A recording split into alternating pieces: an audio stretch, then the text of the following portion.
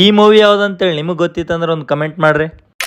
ರೂಮಲ್ಲಿ ಎಗ್ ತಂದು ತಂದು ಇಷ್ಟು ಟ್ರೇಗಳು ಜಮಾ ಆಗ್ಯಾವಪ್ಪ ಅಂತಂದ್ರು ಒಮ್ಮಿಂದೊಮ್ಮೆ ನೋಡಿ ನಾ ಎಷ್ಟು ಶಾಕ್ ಆಗಿನಲ್ರಿ. ಅದ್ರಗಿಂತ ಡಬಲ್ ಶಾಕ್ ಈ ವೆಜಿಟೇಬಲ್ ಅಂಗಡಿದವ್ ಆಗ್ಬಿಟ್ಟನ್ರಿ. ಇವತ್ತು ರಿಟರ್ನ್ ಕೊಡ್ಬೇಕಂತೀನ್ರಿ, ಬಟ್ ನೆನ್ಪೇ ಬರಲ್ಲ. ಆ ಎಗ್ ಸಪ್ಲೈ ಮಾಡ ಅಣ್ಣನೇ ಶಾಪಿನವ್ರಿಗೆ ಕೇಳೇನಂತ, ಅಣ್ಣ ನಿಮ್ ಅಂಗಡಿಗೆ ಎಗ್ ಸಪ್ಲೈ ಮಾಡಿರೋ ಒಂದು ಟ್ರೇ ನನಗೆ ರಿಟರ್ನ್ ಬರಲ್ಲ ಅಣ್ಣ ಅಂತೇಳಿ. ಅಣ್ಣ ನಿಮಗೆ ಇನ್ ಮುಂದೆ ಎಗ್ ಟ್ರೇನೇ ಕೊಡಲ್ಲ, ಕವರಲ್ಲಿ ಹಾಕೊಡ್ತೇನೆ, ಎಗ್ ತಗೊಂಡೋಗಿ ನಿಮ್ಗೆ ಅವಾಗ ಗೊತ್ತಾಗತ್ತ ಅಂತೇಳಿ ಎಗ್ಗಿನ ಶಾಪಿನವ್ ಹೇಳತ್ತನ್ರಿ. ನಿನ್ನೆ ಬೆಂಗಳೂರಿಗೆ ಬರ್ಲಾಕ್ ಸ್ವಲ್ಪ ಲೇಟ್ ಆಯ್ತ್ರಿ, ಮುಂಜಾನೆ ಎದ್ದೇಳಕ್ ಬಿ ಸ್ವಲ್ಪ ಲೇಟ್ ಆಯ್ತು. ಅಂದ್ರೂ ಹೊರಗಡೆ ಊಟ ಮಾಡ್ಬಾರ್ದು ಅಂತೇಳಿ ಬಡವರ ಬಂದು ತಿನ್ಕೊಂಡ್ ಮಧ್ಯಾಹ್ನ ಪನ್ನೀರ್ ಸಲಾಡ್ ಮಾಡ್ಕೊಂಡು ಹೋಗಿದ್ದ. ಇವತ್ತಿನ ಕೆಲಸ ಮುಗಿಸ್ಕೊಂಡ್ ಶಿಸ್ತ ರೂಮ್ ಕಡೆ ಹೋಗಿ ಅನ್ನ ಟಮಾಟ ಪಲ್ಯ ಊಟ ಮಾಡಿ ಬಹಳ ದಿನದ ನಿಂತ ನಮ್ ಬಾಯ್ಸು ದುರಂಧರ್ 2 ಮೂವಿಗೆ ಹೋಗ್ಬೇಕಂತ ಯೋಚನೆ ಮಾಡ್ಲತ್ತೀವ್ರಿ. ಆ ಯೋಚನೆ ಮಾಡೋದ್ರಾಗ ಮೂವಿ ರಿಲೀಸ್ ಆಗಿ 2 ತಿಂಗಳ ಆಯ್ತ್ರಿ. ನಾವಿರೋದು ಮಾರ್ತಳ್ಳಿ ಒಳಗ್ರಿ. ಮೂವಿ ಟಿಕೆಟ್ ಬುಕ್ ಮಾಡಿದ್ದು ಹೊಸಕೋಟೆ ಒಳಗೆ. ಇಲ್ಲಿಂದ ಅಲ್ಲಿಗೆ ಹರಸಾಹಸ ಮಾಡಿ ಹೋಗಿ ಮೂವಿ ರಿಲೀಸ್ ಆಗಿ 2 ತಿಂಗಳಾಯ್ತು. ಈಗ ಮೂವಿ ನೋಡ್ಲಕ್ ಹೋಗ್ಲತ್ತೀವಿ. ನಮಗ್ 5 ಮಂದಿಗೆ ಬಿಟ್ರಲ್ಲಿ ಯಾರು ಇಲ್ಲೇ ರೀ ಥಿಯೇಟರ್ ಒಳಗೆ. ಮೊದ್ಲೇ ಆ ಮೂವಿ 4 ಗಂಟದ್ ಮೂವಿ ರೀ. ನಮ್ ಶೋ ಸ್ಟಾರ್ಟ್ ಆಗಿದ್ದು ರಾತ್ರಿ 10:30. ಮಲ್ಕೊಂಡು